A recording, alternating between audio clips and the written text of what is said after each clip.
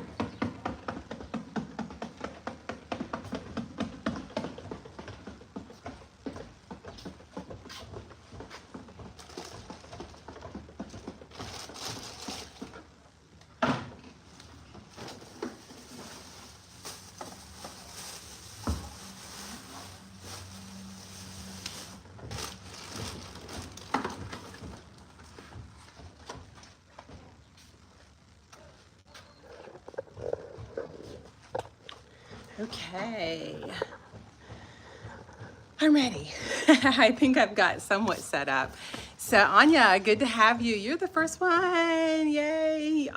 My challenge is over. If you saw on my feed, I did a challenge that This year I did eras. So I did, again, I have roofers across the street, so I'm sorry it's so loud, but it is what it is. So I'll go a little farther into my garage. Not that that'll really matter, but, so welcome. Is it Cecilia? You're from Portugal. Awesome, welcome. Whimsical Chaos, fun. Laura, what am I DIYing? I'm doing a staging wall. So let me show you what I'm working on. Here we go, let me turn you around. Okay, so I won't show you my challenge piece quite yet because it's not ready, but so I have this, I've been using this wall for a while, but I have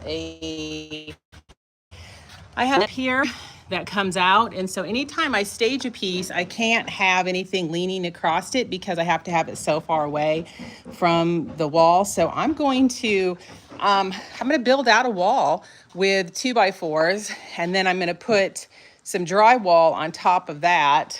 And then you can see I have some baseboard there, and I'm going to get some, I don't know, either vinyl flooring, or they have vinyl flooring in sheets that I've used. It tore on me, and so I don't know that I want to use it, but it was $50. And so I thought, even if it lasts a year, 6 months, $50 is a pretty good investment. Katrine, greetings from Hamburg, Germany. Welcome. So I've got this big garage DIY thing. You can see I started painting my ceiling. I never finished. It's so hard to pull time away from projects versus fixing up my garage. And so I have a wall here that I use. Now this is the beginning of my grand designs. I bought 2 of these. These are, I think they're Bernhardt's, and I love this style. If you've followed me for any time, I love campaign furniture. So this is great for storing all of my, small supplies. I kind of know where to go, but it's overflowing. My sandpaper, all of my tools. This is where I keep my screwdrivers and everything. Then paintbrushes and all my little stuff goes here. So like my, paint can openers, all of my 5-in-1 tools or my petty knives go right here. I have everything's got a spot, but I keep growing. And so things are getting bigger. And so Hondo is there. And then I have my rags. I always put those here. And then I have my safety glasses and my cheaters if I'm doing something really small. And then up here I have all of my so where I keep my carbide scrapers, and then my wire brushes. All of my paint brushes and my rollers are right there. And then in the back I kind of keep, obviously you can see it's overflowing. I keep my, I like to use these. This is funny, but I like to use my hands a little bit better, and they're not super heavy. They're very, very lightweight. And so, these have a little bit more of a breathable, aspect to them. So I like to protect my hands a little bit. I always like to have nail polish on, but see, this is a mess. I mean, this is an absolute chaos. This was an old IKEA table that I put wheels on because I needed a place to put my lawnmower. So I kept it open so I could put my lawnmower there. And then this is just current. I'm actually working on this. I usually clear this off every time I finish a project, but it's a mess because I'm working on, look at all my projects right now. It's crazy. I have too many. And then this, I hate open storage. I know people like it because it's easily accessible, but to me, it's just chaos. And so my goal is to build out cabinets down here, have an open space in the middle for a chair, and then I'm gonna have some wall cabinets as well. But, tools, all of my cleaning products. This is always my denatured alcohol. I use that a lot.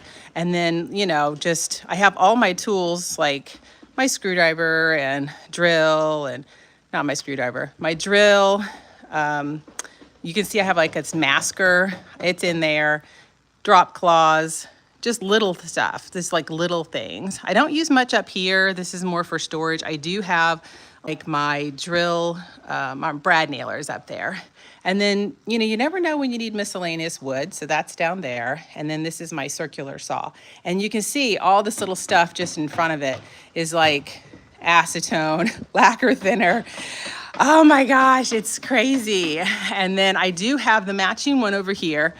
And this one I use mainly for more like household stuff. So this one I use for paper towels, toilet paper, Kleenex, all of our cleaning supplies for our car, and then just like extra tools. So like I have a pneumatic stapler, my Dremel, that kind of stuff. So, and then of course I'm storing all my cardboard on top, which is not ideal, but I use cardboard a lot when I spray paint to kind of test my pattern. So I can do a lot better than this. It's just a matter of finding the time to create it. And so this is a generous garage. It's not a 3-car garage. It's a 2.5-car garage. So because of that, I have the extra space on the sides, which is super helpful. And I am thankful for that. And so I wish I had a 3-car, but I don't. So sometimes you have to just work with what you have. And so let me put myself back on the tripod here. So, okay, Whimsical Chaos, you're headed to the Goodwill and Home Depot right now. I know, it's always something, isn't it? And so I needed a really big bottle of Bondo. I checked the app before I went. They didn't have it at Home Depot. It wasn't in stock. I checked the Lowe's app, but I didn't check close enough because it said you could ship it. So I got there and they didn't have it. So I had to run over to Sherwin-Williams, which was really close, and they had one more big thing of the Bondo, which the glazing Bondo is what I like to use. And so I was going to show it to you, but I probably have it. This is the smaller one, but you can see I've used quite a bit of it. But man, supplies can get really expensive. I spent like $100 that day just on supplies. This is the size that I bought of the Bondo. It's a 16 ounces. So, and I think it was $30, 28, something like that. But I don't know. You gotta buy supplies. What are you gonna do? You have to have the supplies to, do it. And so the glazing Bondo, what it does is, let's say you have a small, like a very shallow scratch or a dent. So what it does is it's red. If you see people with red stuff on, a lot of times they use it for automotive stuff, but it works so good for a small little scratch. Put it on, sands beautifully, sands flat. Sometimes with regular Bondo, it's really hard to sand it flat. So if you have just a tiny little, dent or something, you want, because some people use it even as like they water it down and use it as a grain fill. But I use it for small dents. And so if I have to, I flooded the top of my drawers for my challenge piece just to really even them out. And I really like it because it sands so flat. Let me show you another one that I use. So I had already done a couple with this one. This is a DAP 3-in-1 filler. You can get this Ace, Lowe's, Home Depot. I like it because you can use it 3 different ways. They say you can use it as a wood fill, a grain fill, or a sealer coat. And so I've used it, it's like a, kind of like a drywall compound type of consistency. And you can build it up. And so I like it. It sands pretty good. Not as good as the glazing Bondo, but it sands really good too. The thing with this is if you overfill, or let's say if you have like a little, like I was doing drawers. So I was putting it on with a Bondo spreader, and then I had like a little glop that I didn't catch. Yeah, it dries and you gotta sand that off.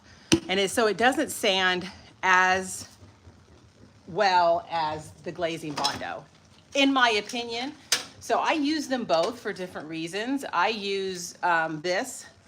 A lot of times I use this as a grain fill. I use this as a grain fill on my challenge piece on the sides because it was oak, and I liked it. Zen Corey Cat. Hi, welcome.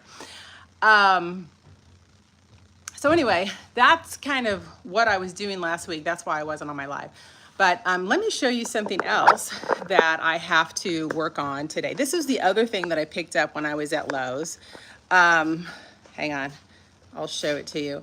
So, well, before I show you this, let me show you my challenge piece. So I won't show you the whole thing. I added a base to it, and this is a 1x4. You know, I've got the end grained, you know, so that doesn't look good. Okay, so what I'm gonna do is, that's a red oak. And so what I went to get, and